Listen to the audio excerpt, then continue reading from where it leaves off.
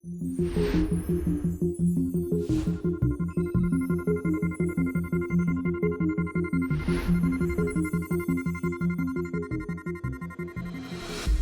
corona crisis is directly related to my work. And in fact, I also have been in quarantine. As a psychologist, I'm really interested in people's mental health.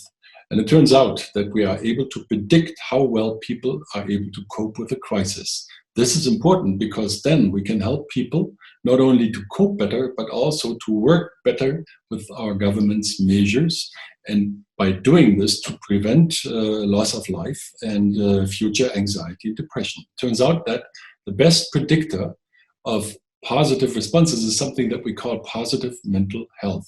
This consists of life satisfaction, meaningfulness in life, and stable, trusting relationships to people that are important to you. This predicts much better than, for instance, depression, how well you can cope with the current crisis.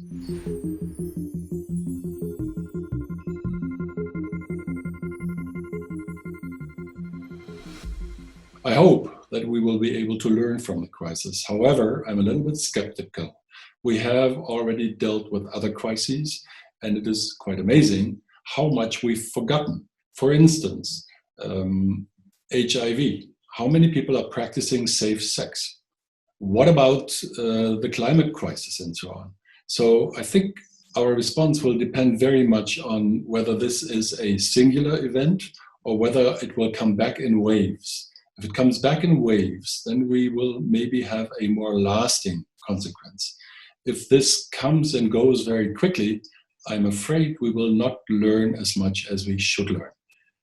I'm optimistic, however, that we will take some things from this crisis, such as realizing what's really important in life. Is it that you make more money? Is it that you have a better job? Or is it that you spend time with those people that you love and that are important to you? Or as a colleague of mine put it, what would you say on your deathbed? I wish I had written another paper? Or would you say, I wish I had spent more time with my loved ones? So these are the lessons that we can learn. We can learn about solidarity. We can learn about other cultures, what we can learn from one another. And I'm actually quite hopeful that at least some of these things will stay. This is a global crisis, and so I think it's evident that we need to work together. Science is best if we collaborate. And many of the questions that we need to solve now are questions that require collaboration of large groups of scientists across borders. This is no time to close borders. It's time to work together. And it is time to learn from one another. We have lots of things in common as humans, but there are also things that distinguish us from one another. There's cultural diversity. And this diversity offers us an opportunity to learn from one another.